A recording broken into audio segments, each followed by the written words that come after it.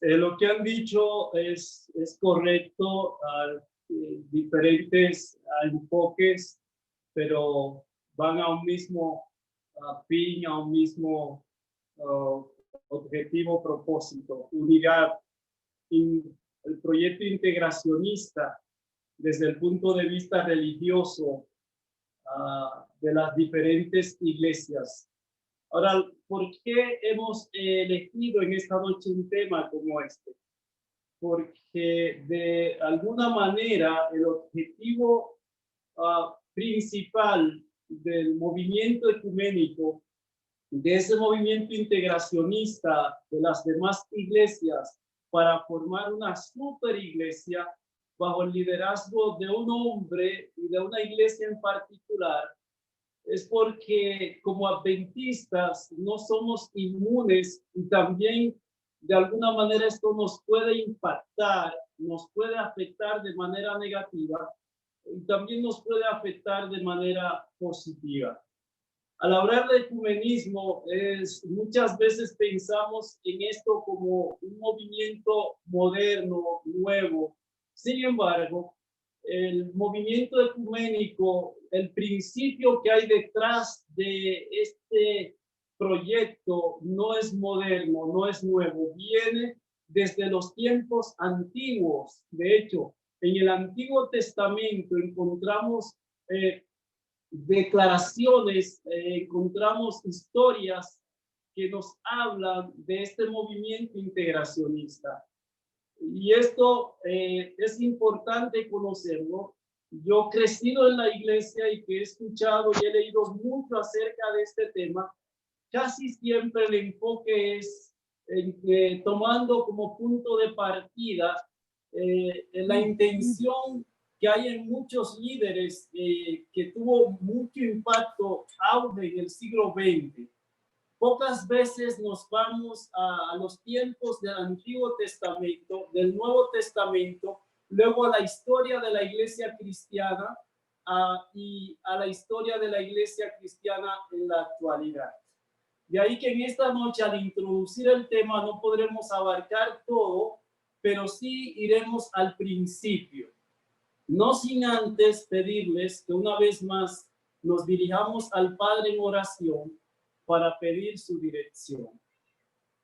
Amado Padre que estás en los cielos, después de cumplir con nuestras respectivas jornadas de trabajo, venimos ante ti ya caída la noche, a la puesta de sol, llenos de gratitud por el cuidado que tuviste de nosotros al realizar nuestras actividades cotidianas, por la oportunidad que nos das de poder reunirnos una vez más en tu nombre. Gracias, Padre, por tu amor, por tu misericordia, por tu cuidado. Gracias porque has hecho brillar sobre nosotros tu luz y en medio de un mundo lleno de confusión, nos has dado tu palabra como una guía segura y nos has dado el privilegio de ser parte de tu iglesia, de tu pueblo, la última iglesia que has levantado sobre esta tierra con un legado, con una misión especial. Para nosotros, Padre, es un privilegio, es un alto honor formar parte de la iglesia verdadera. Gracias por la verdad que nos has dado, pero nuestro mayor deseo y satisfacción es poder vivir de acuerdo a esa verdad, a esa luz que has hecho brillar sobre nosotros. En esta noche queremos de manera muy especial tu presencia, a través de tu Espíritu Santo, tu dirección. Que al abrir el texto sagrado, cada corazón pueda estar abierto para recibirlo con la actitud de los bereanos, de escudriñar las escrituras para ver si lo que estamos compartiendo, recibiendo es así. Guíanos, Padre, dirígenos de manera especial en esta hora. Te lo pedimos en el nombre de Jesús. Amén. Como decía al principio, hablar de ecumenismo es hablar de unidad. El término ecumenismo no es un término nuevo. De hecho, las palabras que hoy son populares en el mundo religioso, la mayoría de estas palabras vienen del mundo antiguo. En el tiempo de los romanos, la palabra ecumenismo o ecumenes en el griego es una palabra que hablaba de la totalidad del imperio, de lo abarcante, lo global, de la unidad que tenía este gran imperio, que todos sabemos que fue el cuarto gran imperio revelado al profeta Daniel allí en el libro de Daniel, que a través de un sueño que el Señor le dio a aquel rey, pudo bosquejar la historia de la humanidad desde los días del profeta Daniel hasta la segunda venida representada por la piedra. Este cuarto reino de los grandes que existirían en la historia desde Daniel hasta la venida del Mesías, el cuarto reino fue Roma. Y Roma llegó a ser un imperio que ensanchó tanto su territorio que tenía en lugares remotos colonias. No sé si nosotros conocemos o recordamos esa frase célebre: todos los caminos conducen a Roma. En la antigüedad, todas las ciudades, naciones importantes tenían alguna ruta, vía, camino que conducía a la capital del Imperio Romano. Es como, para ilustrarlo, cuando en la época de la conquista, que España tuvo colonias en toda América, en África, los españoles decían que en España no se ponía el sol, porque en algún lugar de territorio español era de día, cuando en la península era de noche. Entonces fue tan grande la conquista española que tenía algún lugar en el planeta que era un lugar que podía representar a la península como un lugar donde había luz natural, claridad del día, mientras allá era de noche. Ahora, cuando hablamos de ecumenismo, hay que dar esta palabra, totalidad, unidad del Imperio Romano. Pero luego esta palabra pasó a ser de uso popular en el mundo religioso. ¿Por qué el tema del ecumenismo y hablar de la unidad es tan importante? Porque la unidad no es un invento de Satanás. La unidad es el plan perfecto de Dios. De hecho, en las Escrituras hay un énfasis marcado en la importancia de la unidad, en lo abarcante de lo que es el universo, el reino de Dios. Y voy a poner algunos ejemplos que ustedes conocen también o más que yo. Las Escrituras en Deuteronomio 6:4 nos dicen que Dios es uno. Esta declaración es conocida como la Shema judía. Es una declaración que todo judío conoce muy bien. Dios es uno. En Juan 10:30 Jesús dijo: el Padre y yo somos uno. En Génesis 1:26 Dios dijo: hagamos al hombre a nuestra imagen. O sea, había una unidad. Ese Dios que es uno habla en plural porque hay tres personas: Dios el Padre, Dios el Hijo y Dios el Espíritu Santo.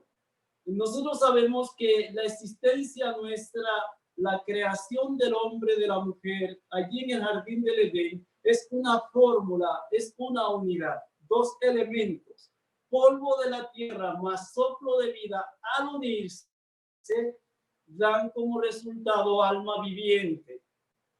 Alma viviente solamente existe cuando los elementos están unidos. Cuando alguien muere, que el polvo se separa del aliento de vida, no hay alma. Es como la luz, la corriente no es luz, la bombilla no es luz. Cuando se une la corriente eléctrica con la bombilla, el resultado es la luz. Cuando el interruptor interrumpe esa unión, ya no hay luz, hay corriente y hay bombilla. O sea, la unidad es un tema recurrente en las escrituras. Otro punto importante es que cuando Dios crea a Adán y a Eva, dice, serán una sola carne. O sea, los creó a los dos, pero dijo debían ser uno. O sea, que la unidad es un tema fundamental de las escrituras. Otro punto importante a la luz de las escrituras es la oración de Jesús por sus discípulos. El énfasis está en el versículo 21 cuando dice, Padre, para que todos ellos sean uno, como tú en mí y yo en ti somos uno, que ellos sean uno. O sea, el anhelo de Dios, el deseo de Dios es que seamos uno, que haya unidad. De hecho, en la iglesia apostólica, cuando vamos al libro de Hechos, el capítulo 2, dice que cuando el Espíritu Santo vino sobre los apóstoles, ellos estaban unánimes, estaban juntos. O sea, que esa oración de Jesús intercesora en San Juan 17 se hace una realidad y en medio de esa unidad viene el derramamiento del Espíritu Santo. Así que para Dios el tema de la unidad es un tema fundamental, importante. Yo diría de importancia capital. Ahora, ¿cuál es el problema al hablar de la unidad? Si es el plan divino, el deseo de Dios que entre nosotros haya unidad. El problema está en que el enemigo de Dios, el enemigo tuyo y el enemigo mío, llamado Satanás, todo lo que es de Dios, él ha querido falsificar, él ha querido copiarlo, no con el plan de traernos bienestar, sino con el plan de establecer una dictadura espiritual, con el plan de subyugarnos, de controlarnos, de tenernos como sus súbditos. Y en este intento del enemigo, es importante entender que hay una verdadera unidad y hay una falsa unidad. De hecho, el ecumenismo es la falsificación satánica de la unidad bíblica. Y voy a repetir esto. El ecumenismo es la falsificación satánica de la unidad bíblica. Satanás lo falsifica todo. ¿Cómo falsifica? Por poner otro ejemplo, la fe. Dice, la presunción es la falsificación satánica de la fe. El servilismo es la falsificación satánica del servicio. No es lo mismo ser un siervo que ser servil. No es lo mismo tener fe que tener presunción. No es lo mismo tener unidad bíblica que tener unidad ecuménica. Y el énfasis en esta noche que queremos hacer es en lo que tiene que ver con el ecumenismo. ¿Por qué este tema es relevante? Voy a dar otra definición de ecumenismo. El ecumenismo es la forma diplomática del catolicismo para conquistar al protestantismo. La voy a repetir.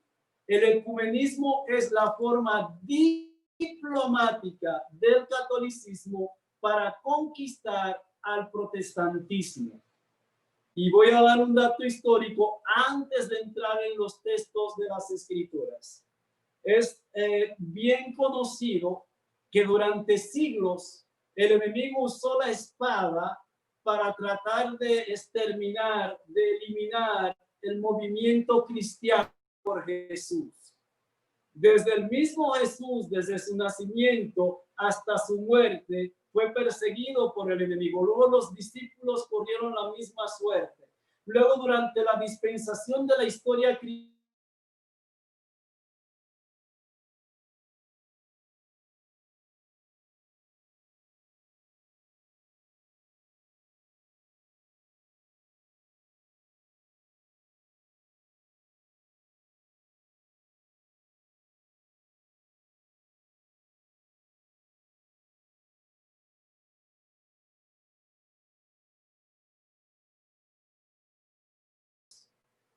Pero es sorprendente el hecho de que en medio de esas actividades sanguinarias, los mártires, aquellos hombres y mujeres de Dios, una palabra que quedó registrada y que debe ser colocada en piedras para que nunca se borre, fueron aquellas palabras de matadnos, de menuzadnos, más somos cuantos más matáis, porque la sangre de los cristianos es semilla. Oh, interesante que el enemigo, al hacer su guerra contra Dios y el cristianismo, al llevar al martirio a tantos cristianos, más que hacer desaparecer al cristianismo, lo hizo crecer. La sangre de los cristianos se convirtió en semilla. ¿Qué tiene esto que ver con el ecumenismo? Mucho. ¿Por qué? Porque el enemigo también se dio cuenta que la sangre de los cristianos era semilla y cambió de estrategia. Y al cambiar de estrategia, abandonó la espada para usar la persuasión. Eliminó la espada para usar un medio diplomático. Eliminó la espada para, con el verbo persuasivo y la idea integracionista de paz y unidad, entonces conquistar el terreno que había perdido. Y es en este contexto que el tema del ecumenismo toma una capital relevancia. Dicho esto, quisiera que hagamos un breve repaso de lo que la Biblia nos dice con relación al principio que hay detrás de este movimiento integracionista llamado el ecumenismo, que no es moderno, viene desde los tiempos bíblicos. Acompáñenme al libro de Nehemías. No sin antes, voy a mencionar algunos puntos integracionistas para que ustedes se den cuenta cómo el enemigo siempre ha obrado. ¿Recuerdan el proyecto de la Torre de Babel? La Torre de Babel fue un proyecto integracionista de unidad. Todos fueron congregados, todos fueron convocados para un megaproyecto. Y dice que toda la humanidad existente, después del diluvio, se unió para tener un proyecto que era contrario a lo que Dios había dicho y establecido. Era un proyecto de salvación propia y el proyecto consistía en construirse una torre, hacerse un nombre y buscar seguridad fuera del plan de Dios. Debo decirte en esta noche que fuera del plan de Dios no hay seguridad. El mundo no nos ofrece seguridad. Los sistemas políticos y religiosos no nos ofrecen seguridad. Y menciono la religión porque muchas personas se refugian en la religión cuando el Señor dice que nuestro refugio es el Dios de Jacob. La religión no está llamada a ser un refugio. El refugio está llamado siempre a ser Dios. Ahora, al ver el proyecto de la Torre de Babel, nos damos cuenta que había unidad, pero no la unidad divina, no la unidad bíblica, era unidad satánica. De ahí que la unidad debe ser entendida en su contexto. Voy a hacer una pregunta sencilla en esta noche. ¿Es más importante la verdad o la unidad? A ver, quiero escuchar alguna respuesta antes de que vayamos a los textos de la Biblia. ¿Qué es más importante, la unidad o la verdad? La verdad entiendo yo que es más importante que la unidad. La verdad. ¿Por qué? La verdad. La verdad no trae unidad. Porque la verdad no trae unidad. Jesús dijo, yo soy el camino, la verdad y la vida. Nadie viene al Padre si no es por mí. La verdad es importante. ¿Es la unidad sinónimo de estar en la verdad? No necesariamente, no necesariamente. Ese es un punto muy importante. Los pandilleros se unen. Los que se oponen a Dios se unen. Los de la Torre de Babel estaban unidos. Y los enemigos a veces se unen con un propósito de hacer frente causa común para oponerse a alguien. Debo decir en este punto que la verdad tiene un extraño efecto. La unidad une, la unidad une y la unidad separa. Voy a repetir esto. La unidad une, la unidad une, la verdad une, la verdad une y la verdad separa. ¿Cómo es que la unidad une? La verdad une a los que la aceptan, une a los que la rechazan y separa a ambos grupos. No sé, ¿me explico? Lo repito. La verdad une y la verdad separa. La verdad une a los que la aceptan, une a los que la rechazan y separa a ambos grupos. ¿Está claro? Sí. Ok. Teniendo esto claro de que la verdad puede unir y la verdad puede separar, entonces vayamos al libro de Nehemías. El libro de Nehemías, este es un tema muy amplio, muy abarcante. Yo voy a tratar de un tema tan amplio, ver cómo dejar algunas ideas, conceptos que puedan servirnos como fundamento. Nehemías es en el Antiguo Testamento para que veamos que el tema del ecumenismo no es un tema nuevo. Nehemías capítulo 2. Nehemías, sabemos que después del cautiverio de los 70 años del pueblo de Israel en Babilonia, luego una obra de reedificación, de restauración, y Esdras y Nehemías, por la simpatía de que gozaban del rey, hombres de confianza, pero hombres también de Dios, de una preparación muy especial, ellos vinieron a liderar una obra de reconstrucción, de restauración, de reavivamiento y reforma en el pueblo de Dios 70 años después. Teniendo esto como contexto, porque no puedo leer todos los versículos, lean ustedes la historia completa en sus hogares. El versículo 10 de Nehemías capítulo 2 nos dice: pero oyéndolo Sanballat horonita y Tobías el siervo amonita, les disgustó en extremo que viniese alguno para procurar el bien de los hijos de Israel. Ese es el versículo 10. Lean la historia completa para que tengan el contexto. Versículo 17.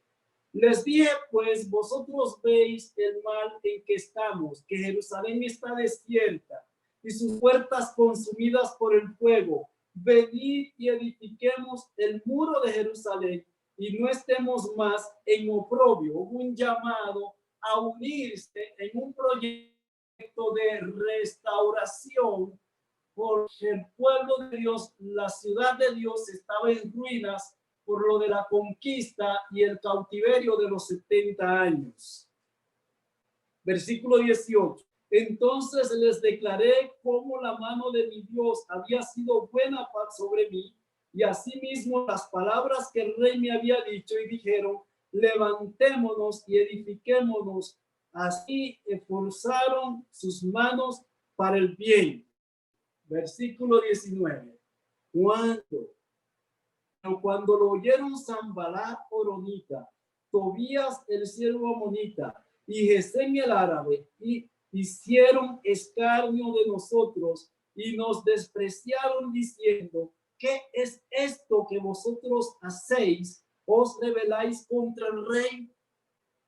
Ellos sabían que la intención del pueblo de Dios, por el apoyo del rey en la persona de Esdras y Nehemías, no era de insubordinación ni un plan para rebelarse contra la corona. Pero estos hombres enemigos del pueblo de Dios hicieron insinuaciones para provocar al pueblo de Dios. Vamos al capítulo 4. Nehemías capítulo 4. Cuando oyó Sanballat que nosotros edificábamos el muro, se enojó y se enfureció en gran manera e hizo escarnio de los judíos. Versículo 3.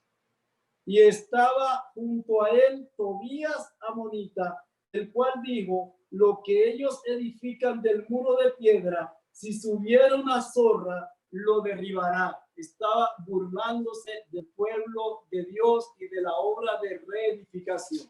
Vamos al capítulo 6, que son los últimos versículos que voy a leer de esta historia.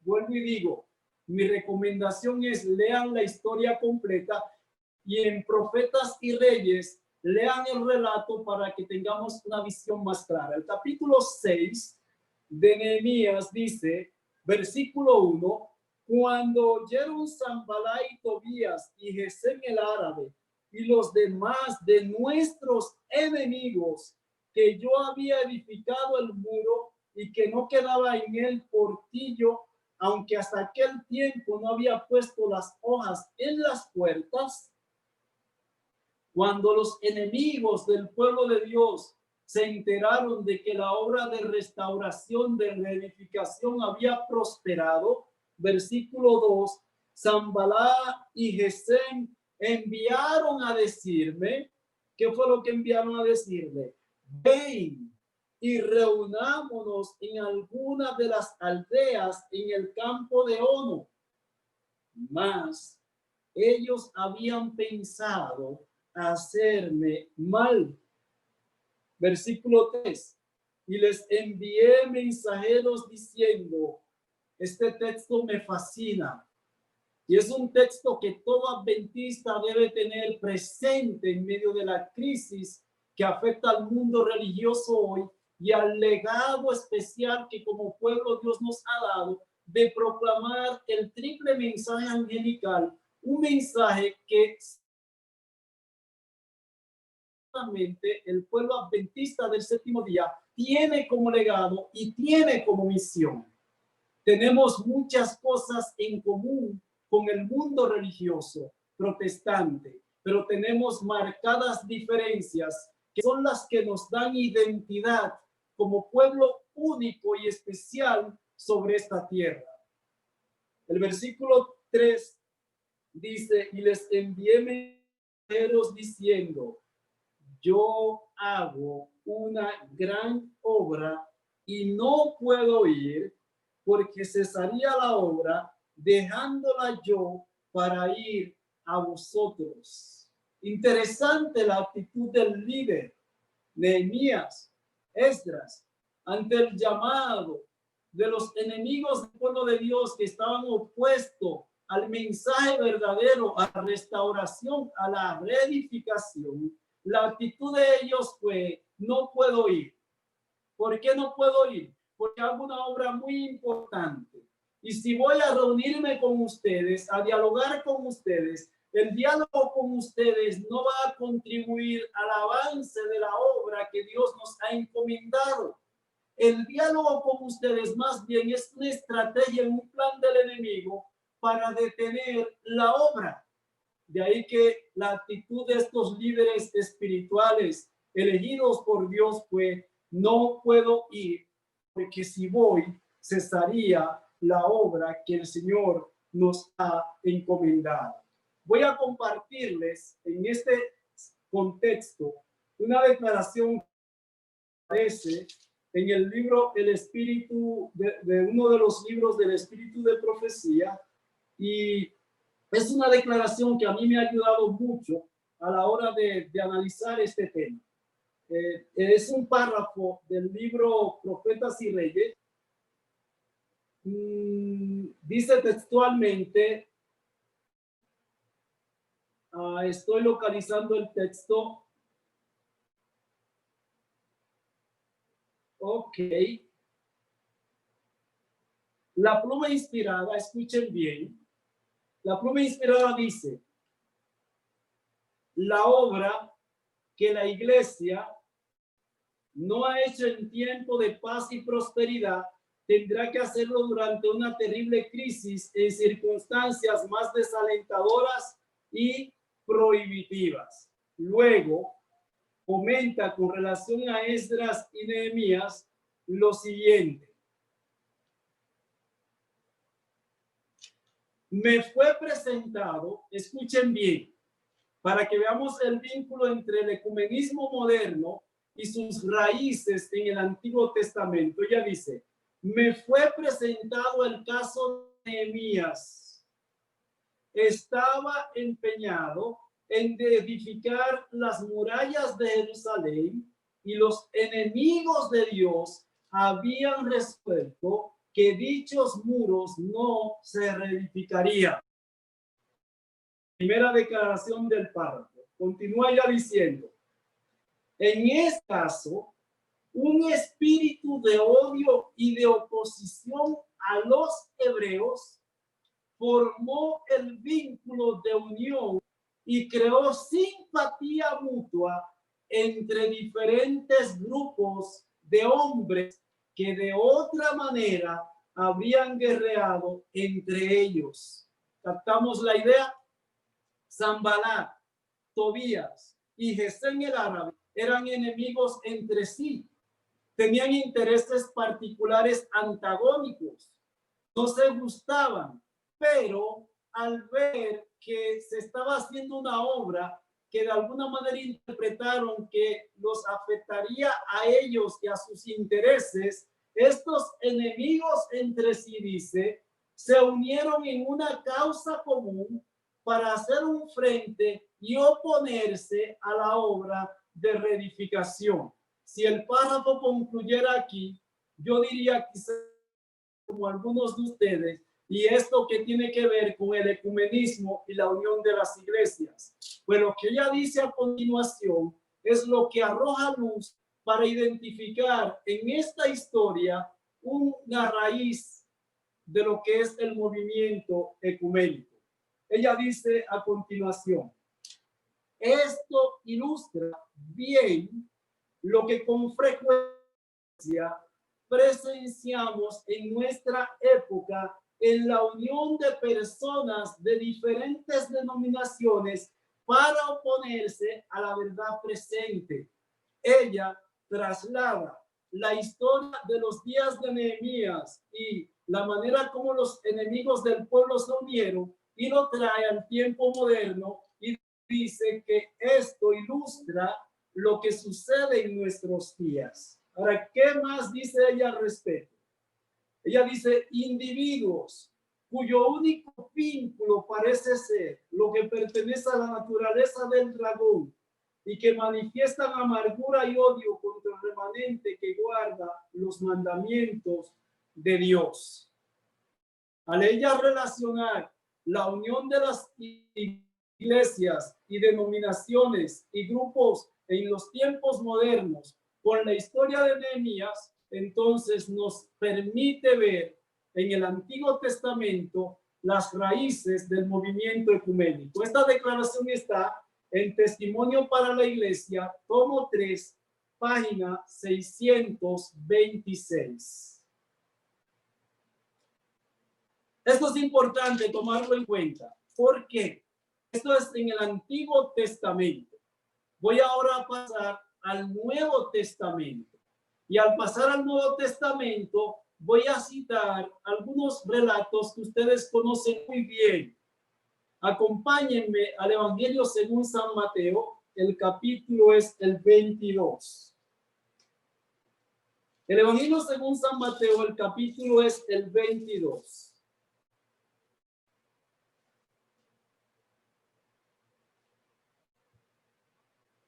Versículo 23. Estoy tratando de identificar a la luz de la Biblia, porque muchas veces la persona cuando se habla de ecumenismo piensa, eso es un tema que tiene que ver con al Concilio Vaticano II, tiene que ver, no, el tema del ecumenismo es antiguo. El libro de Mateo, capítulo 22, versículo 23 en adelante. Aquel día vinieron a los saduceos. ¿Quiénes eran los saduceos en los días de Jesús? Era un grupo religioso. Recuerden que estaban los saduceos, estaban los fariseos, e identifica un tercer grupo llamado los herodianos. Ahora, el versículo 23 de Mateo 22 nos dice, aquel día vinieron a los saduceos. Ahora, ¿qué no creían los saduceos? ¿Y qué creían los saduceos. Aquí dice, los saduceos no creían en la resurrección. Interesante. Era un grupo religioso. Decía creer en Dios. Decía creer en la Biblia. Tenía en sus creencias cosas extrañas, como cuáles. Esta, no creían en la resurrección. Y como no creían en la resurrección, pues es evidente que no tenían toda la verdad de Dios. Ahora, el versículo 24 dice que ellos vinieron y le dijeron, maestro, Moisés dijo, si alguno muriere sin hijo y su hermano se casara con su mujer y levantaran descendencia a su hermano, dice, hubo pues entre nosotros 7 hermanos. El primero se casó y murió, y no teniendo descendencia se casó, dejó su mujer a su hermano. Para resumir un poco la historia, ustedes conocen el relato. Los saduceos no creen en la resurrección. Ahora le dicen a Jesús, le ponen sobre la mesa un tema que creen que no tiene respuesta ni solución. Le dicen, ok, nosotros no creemos en la resurrección, tú sí. Ahora, vamos a ver cómo resuelve este problema. Un hombre se casó, murió, pero la ley decía que el hermano debía tomar a la mujer, a la viuda, y casarse con ella. Y ellos le dijeron, esto sucedió y 7 de ellos tuvieron que casarse con la mujer. Entonces le dice al final, en la resurrección, ¿de quién ella va a ser la mujer? Es interesante. Es una pregunta que pareciera ser a un tanto una pregunta vaga, pero es una pregunta intelectual, es una pregunta racional. En el versículo 29 de este relato, versículo 29, estoy adelantando la historia por razones de tiempo, dice, respondió Jesús diciéndole, erráis ignorando las escrituras y el poder de Dios, porque en la resurrección ni se casarán, ni se darán en casamiento, sino serán como los ángeles de Dios en el cielo. ¿Se ha preguntado usted alguna vez por qué Jesús en la respuesta también mencionó a los ángeles? Pues es sencillo. Los saduceos no creían en los ángeles. Los saduceos no creían en la resurrección. Y ellos no preguntaron nada acerca de los ángeles, sino de la resurrección. Ahora él le dice, miren, en el cielo le está diciendo, habrá resurrección. Le dice, y cuando estemos allá, seremos como los ángeles. Le está diciendo, los ángeles existen. Es que los saduceos tenían dos doctrinas evidentemente extrañas y falsas. La negación de los ángeles y la negación de la resurrección. Ahora, ¿por qué este tema es importante a la hora de hablar del ecumenismo? Por lo que nos dice el versículo 34. Versículo 34 dice, entonces los fariseos, oyendo que había hecho callar a los saduceos, ¿qué hicieron ellos? A ver, ¿están leyendo conmigo? Sí, se unieron, se juntaron a una. ¿Qué hicieron? Se ¿Qué hicieron unieron. los fariseos y los saduceos? Se unieron. Tenían creencias diferentes. Los fariseos creían en la resurrección y creían en los ángeles. Los saduceos no creían en la resurrección ni en los ángeles. ¿Cómo fue que dos corrientes doctrinalmente contrarias llegaron a unirse en una causa común? ¿Por qué se unieron? Porque la verdad, que es Cristo encarnado, el verbo de Dios, quien dijo, yo soy la verdad y la vida, el mensaje de Cristo, la vida de Cristo, era totalmente contraria al mensaje y a la vida que ellos vivían. Ahora, así como en la antigüedad, Sanballat, Tobías y Gesén el árabe, que eran enemigos entre sí, se unieron para atacar a Nehemías y al pueblo de Dios, ahora los saduceos y los fariseos, enemigos entre sí, se unen para oponerse a la verdad. Y cuando hablo de la verdad me refiero a una persona, porque ¿quién es la verdad? Jesús. Esto es ecumenismo.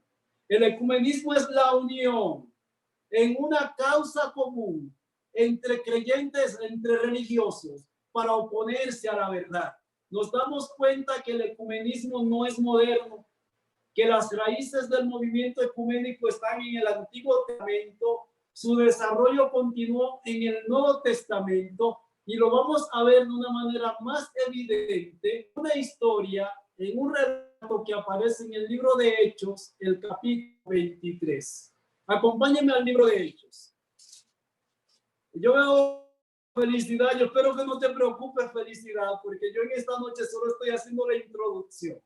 Yo no voy a hablar de nada del ecumenismo moderno. Tú tranquilo, Tony, yo estoy disfrutando como loca. Estoy aquí tratando de establecer un fundamento bíblico antes de pasar a los anales de la historia en el segundo tema, que será el desarrollo de cómo nos afecta a nosotros como iglesia adventista el movimiento ecuménico. Ahora acompáñenme a Hechos capítulo 23.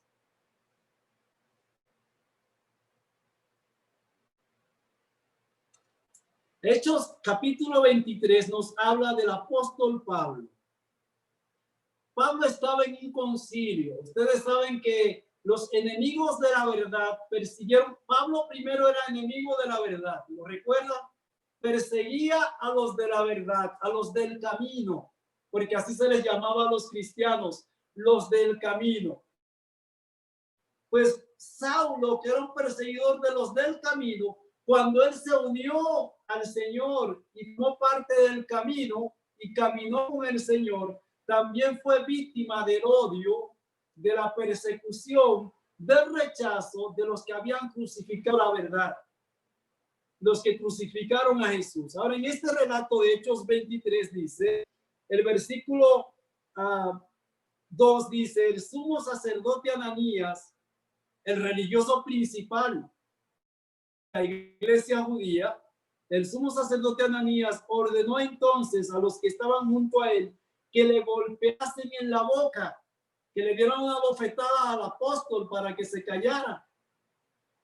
Entonces Pablo le dijo, Dios te golpeará a ti, pared blanqueada. ¿Estás tú sentado para juzgarme conforme a la ley y quebrantando la ley me mandas a golpear? Es un caso que se repite. O sea, ¿estás tú como juez para que se haga justicia? ¿Estás tú como líder religioso que dice ser el representante de Dios y en lugar de hacer justicia está siendo injusto conmigo? Versículo 4. Los que estaban presentes dijeron, al sumo sacerdote de Dios injurias. Pablo dijo, no sabía, hermanos, que era el sumo sacerdote. Pues escrito está, no maldecirás a un príncipe de tu pueblo. Y usted dirá, entonces, ¿qué extraña la reacción de Pablo? No es extraña. ¿Recuerdan la actitud de David cuando Saúl, el ungido de Dios, pero que estaba siendo un instrumento del demonio, estaba persiguiendo? David dijo, Dios me libre de poner mi mano contra el ungido de Jehová. Sin embargo, Saúl era un instrumento del demonio mientras perseguía a David. Pero el respeto de David por la investidura de Saúl fue más allá de la actitud de Saúl. Ahora Pablo dice, oh no, perdón, no sabía, excúsenme. Ahora el versículo 7, el versículo 6 me interesa de este relato. Notemos, yo quiero que seamos bereanos. Cuando yo comparto un tema, más que procurar tener recipientes pasivos que escuchen, me gusta tener gente que tenga un juicio crítico y a la vez objetivo a la hora de verlo esto. Miren qué dice el versículo 6. Entonces Pablo, notando, ¿qué fue lo que notó Pablo en el concilio ecuménico? ¿Qué fue lo que Pablo notó en el concilio religioso? ¿Qué fue lo que él notó? ¿Están leyendo conmigo? Sí, hubo diferencia entre ellos.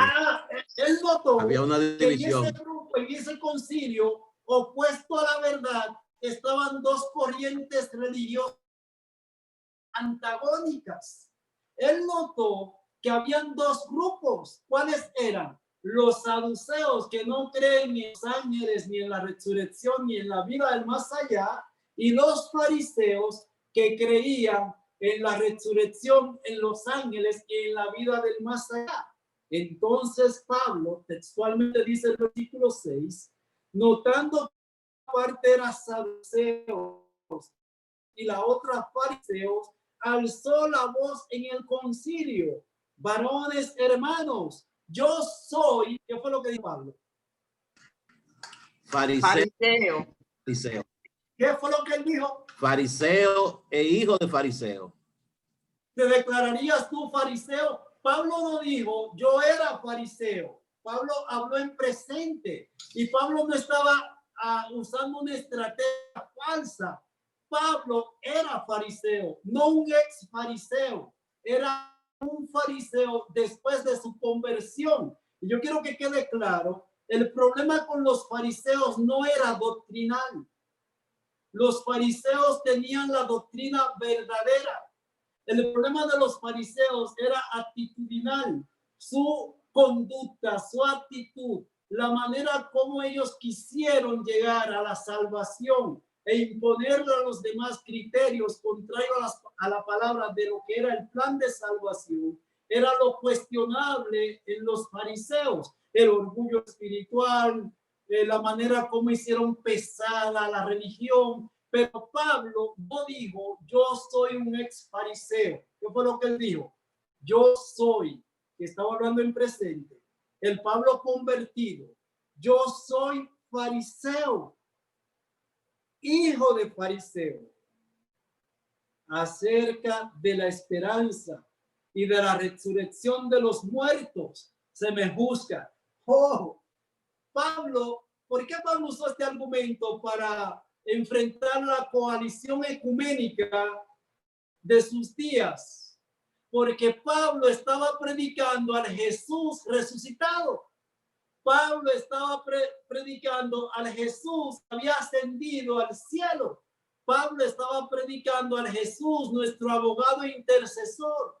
Pablo estaba predicando acerca de la verdad, Jesús, nuestro Salvador. Y él dice, por hablar del Jesús resucitado, me están aquí procesando. Versículo 7. ¿Qué pasó con la asamblea ecuménica? Lo inevitable.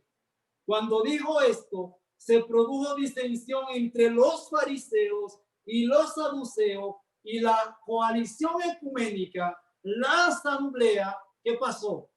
Se dividió. ¿No? Interesante. Unidos en una causa común para oponerse a la verdad, grupos antagónicos entre sí, y Pablo logró con un solo argumento destruir la unidad ecuménica. Interesante. La asamblea se dividió y miren hasta qué punto se dividió.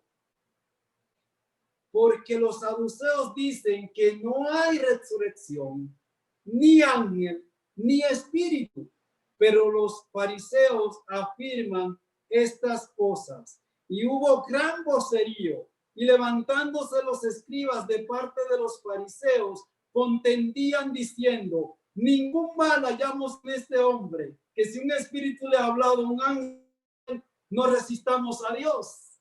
Gloria a Dios. Con el mensaje de la verdad, Pablo pudo dar testimonio de Jesús, nuestro Salvador, y destruir la unidad ecuménica.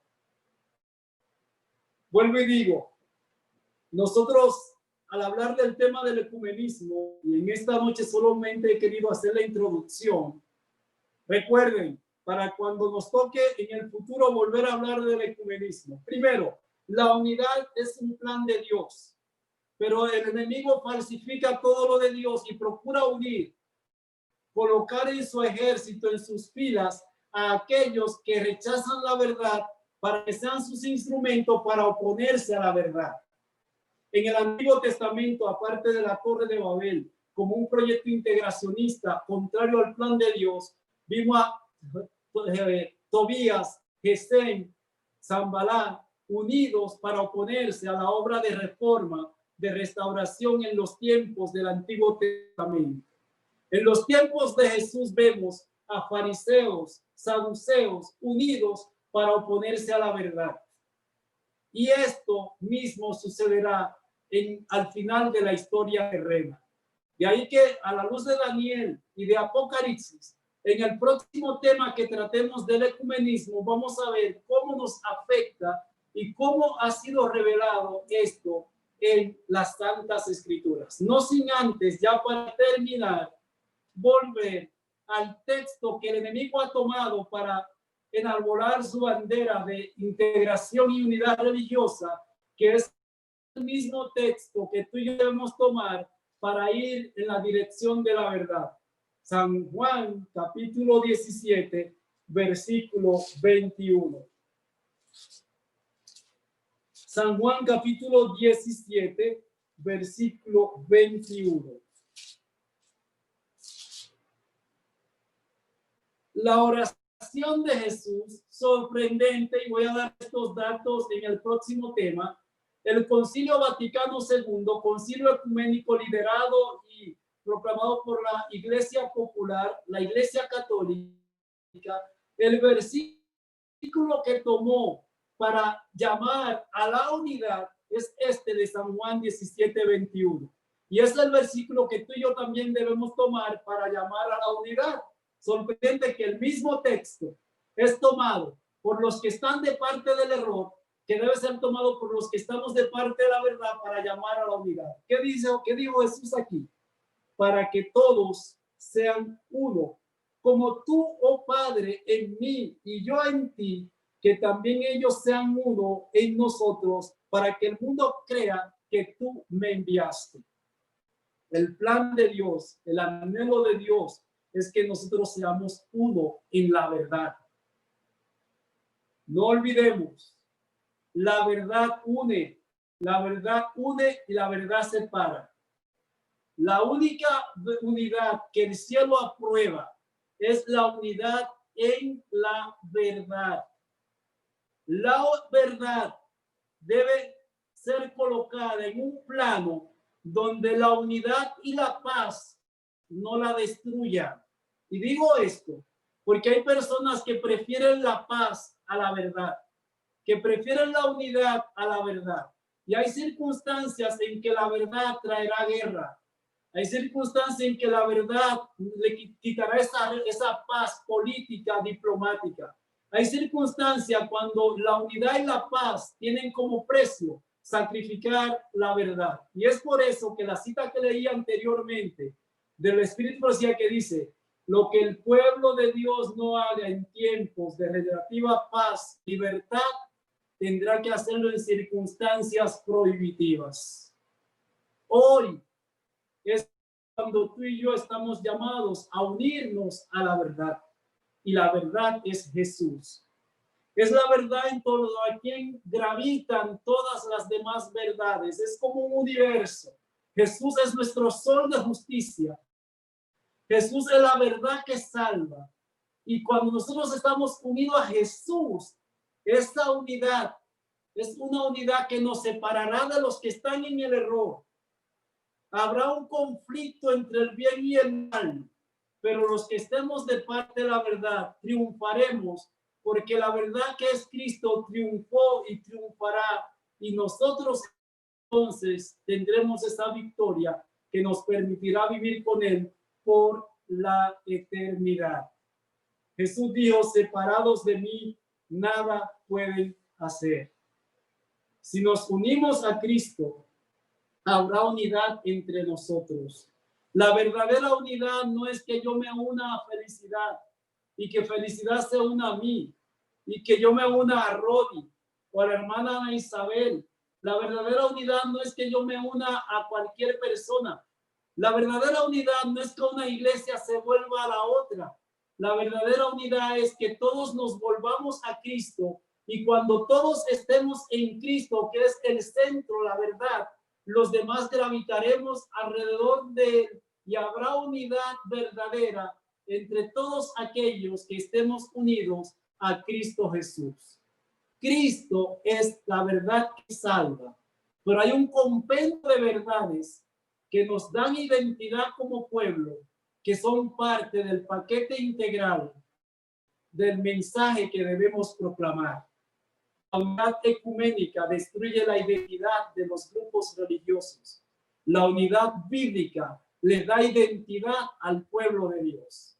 Mi llamado y oración en esta noche es que nos mantengamos unidos a la vid verdadera, para que unidos a él, fuente de luz y vida, en el mundo oscuro podamos brillar y en el mundo moribundo podamos vivir para la honra y la gloria de Dios. Que el Señor nos bendiga, nos guarde. Y en la segunda parte de este tema, entonces abordaremos lo que tiene que ver con la actualidad y el impacto del movimiento ecuménico en el mundo religioso. Que el Señor nos guarde y que nos ayude siempre a vivir de toda palabra que ha salido de su boca. Amén. Amén. Gloria a Dios. Gloria a Dios. Amén. Me gustaría preguntarle a Rodolfo cómo las personas que nos acompañan en esta noche pueden conseguir este tema. Pueden seguir este tema en nuestro canal de YouTube, Amigos de Betania por Siempre. Ahí lo pueden buscar.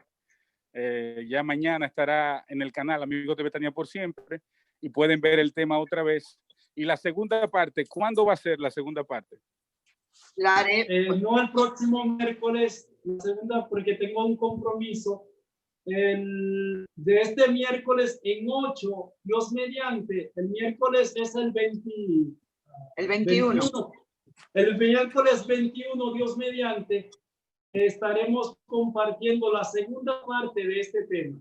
No olviden, si algunos tomaron apuntes, porque lo que voy a decir en la segunda parte será entendido solo en la medida que la primera parte haya sido comprendida. exactamente, exactamente. Y lo vamos a volver a escuchar el tema para que lo repasemos y así se nos quede más esta enseñanza. La verdad que ha sido maravillosa.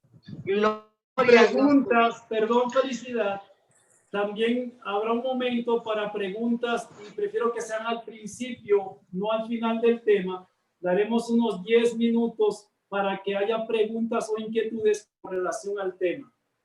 Exactamente. Gracias, Tony. Claro que sí. Y agradecemos primero a Dios por su linda presencia en este lugar, porque su palabra ha brillado en esta noche.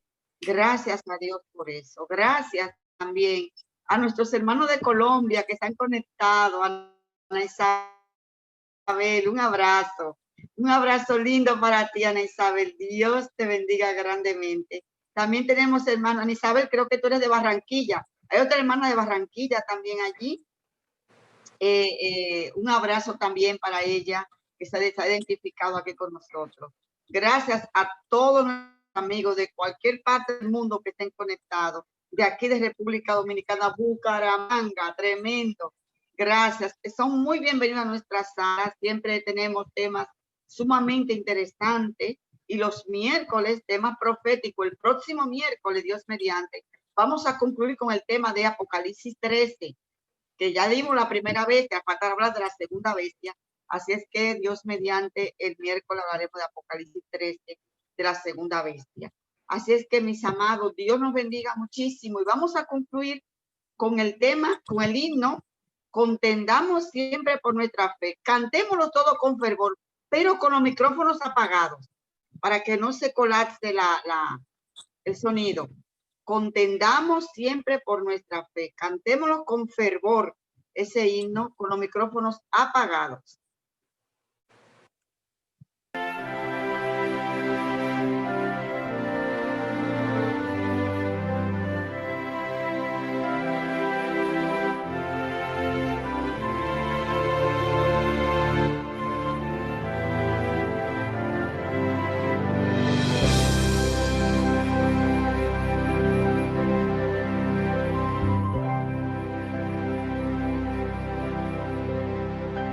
No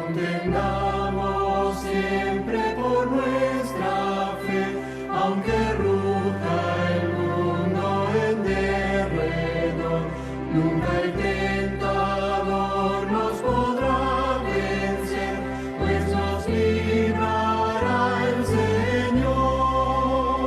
Si vencemos aquí, reinaremos allí en la gloria celestial. Si llevamos la cruz por amor de Jesús, la corona Él nos dará. No seamos tibios de corazón, ni dejemos nunca el primer amor. Mantengamos firme la profesión de la fe del Salvador. Si vencemos aquí, reinaremos allí en la gloria celestial. Si llevamos la cruz por amor de Jesús, la corona Él nos dará. Procuremos todos la santidad, sin la cual ninguno verá al Señor. Gozo, paz y eterna felicidad, Cristo da al vencedor. Si vencemos aquí, reinaremos allí en la gloria celestial. Si llevamos la cruz por amor de Jesús, la corona Él nos dará.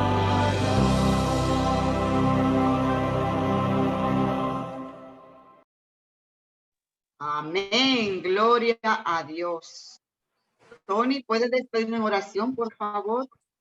Sí, oremos. Padre amado, a ti sea la honra, la gloria por los siglos de los siglos. Gracias infinitas, Padre, por tu amor.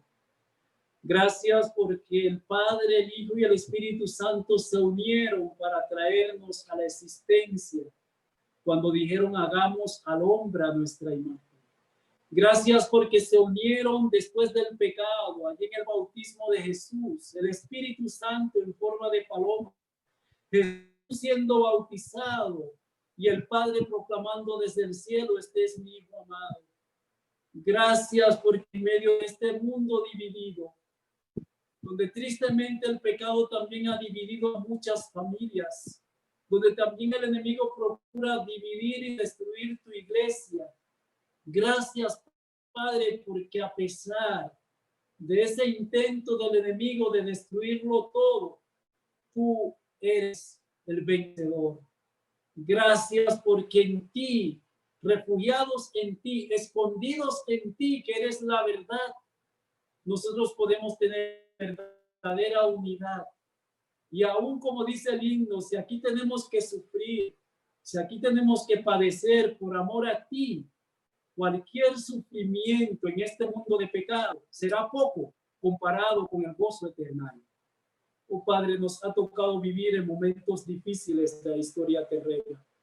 El mundo gime y clama por el peso del pecado, las desigualdades, las enfermedades, en particular esta que ha azotado a la humanidad en este último tiempo.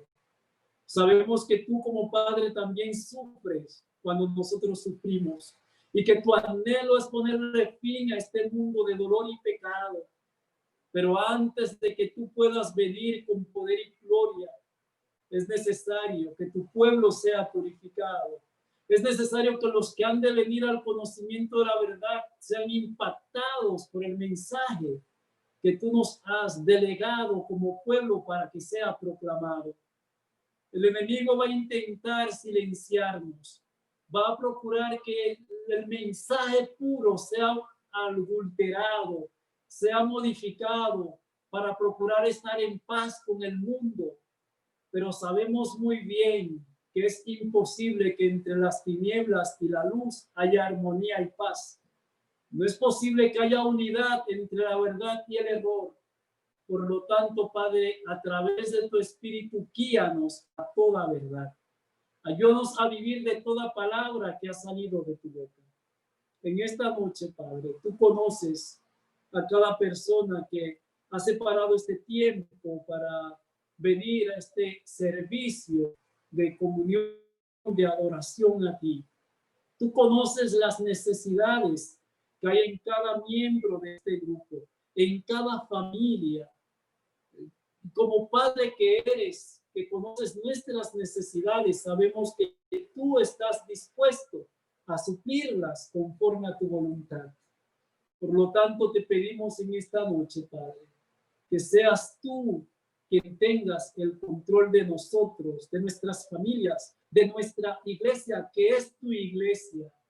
Al decir nuestra es siendo parte integral de ella, pero es tu iglesia, tu cuerpo, de la que eres cabeza. Oh Padre, las tinieblas no podrán prevalecer contra ella, tú has dicho. En esta noche, al concluir esta reunión, pedimos, Padre, tu bendición. Al ir a descansar, que tus ángeles acampen a nuestro alrededor, que nos guarden, guarden nuestras familias, nuestros seres amados.